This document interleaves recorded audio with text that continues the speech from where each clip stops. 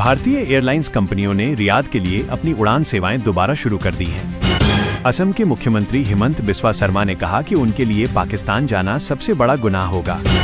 दुनिया के सबसे बड़े युद्धपोत यूएसएस जेरल्ड आर फोर्ड पर आग लगने की खबर सामने आई है।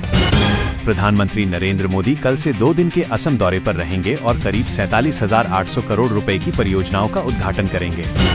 ईरान के नए सुप्रीम लीडर मुस्तफा खामेनेई ने कहा कि स्ट्रेट ऑफ हॉर्मुज बंद रखने का फैसला जारी रहेगा। ईरान के नए सुप्रीम लीडर ने कहा कि अमेरिका और इजरायल से बच्चों की मौत का बदला लिया जाएगा। इंडियन आर्मी ने ऑपरेशन सागर बंधु के तहत श्रीलंका में एक ब्रिज प्रोजेक्ट की शुरुआत की है। दिल्ली विधानसभा का बजट सत्र 23 मार्च से शुरू होगा और 3 दिनों तक चलेगा। ईरान के नए सुप्रीम लीडर मुस्तफा खामेनेई जल्द ही देश के नाम अपना पहला संदेश जारी करेंगे। अमेरिका ने पाकिस्तान के पेशावर में स्थित अपना कॉन्सुलेट स्थायी रूप से बंद करने का फैसला किया है। पेट्रोलियम मंत्री ने कहा कि देश में फिलहाल गैस की पर्याप्त उपलब्धता है और स्थिति से निपटने की तैयारी पूरी है। लोकसभा में बताया गया कि भारत कनाडा, नॉर्वे और रूस से ईंधन ले रहा है और रोज एलएनजी कार्गो आ रहे हैं। पेट्रोलियम मंत्री ने कहा कि एलपीजी सिलेंडर को लेकर घबराने की जरूरत नहीं है। लोकसभा में बताया गया कि होर्मुज जलडमरू मध्य से होने वाली करीब 20% आवाजाही प्रभावित हुई है। मंत्री के बयान के दौरान विपक्षी सांसदों ने सदन में नारेबाजी की। लोकसभा स्पीकर ने कहा कि मुद्दे से अलग बयान नहीं दिए जाने चाहिए।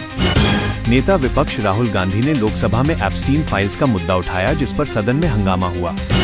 राहुल गांधी ने ईरान युद्ध और एलपीजी स्थिति को लेकर लोकसभा में अपना संबोधन दिया।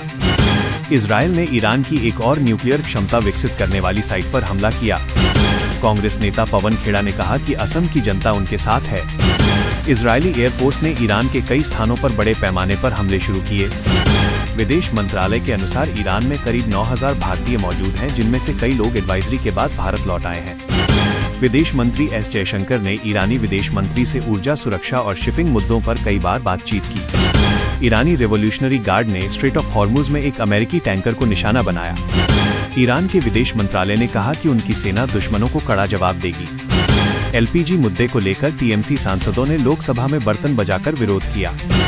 सुप्रीम कोर्ट ने सिद्धू मूसेवाला हत्याकांड में 2 आरोपियों को जमानत दे दी है। एयर चीफ ने फॉरवर्ड वेस्टर्न एयरबेस से मिजी 29 में उड़ान भरकर तैयारियों का जायजा लिया। जम्मू में बीएसएफ और पुलिस के संयुक्त अभियान में ड्रोन से गिराई गई करीब 2 किलो हेरोइन बरामद हुई, जिसकी कीमत लगभग 12 करोड़ बताई गई। इराकी कुर्दिस्तान में इटली के सैन्य ठिकाने पर हमला हुआ, हालांकि किसी के घायल होने की खबर नहीं है। सीपीआईएम नेताजी सुधाकरन अलपुझा जिले की अंबाला-पुझा सीट से निर्दलीय चुनाव लड़ेंगे। लोकसभा स्पीकर ने कहा कि सदन की कार्यवाही नियमों और प्रक्रिया के अनुसार ही चलेगी। स्पीकर ने कहा कि भारत के लोकतंत्र और संविधान पर सभी को गर्व होना चाहिए। उन्होंने कहा कि सदन की मर्यादा बनाए रखने के लिए कभी-कभी कठोर फैसले लेने पड़ते हैं। स्पीकर के अनुसार सदन की प्रक्रिया को लागू करना उनका दायित्व है। उन्होंने कहा कि लोकतंत्र में मजबूत विपक्ष होना जरूरी होता है।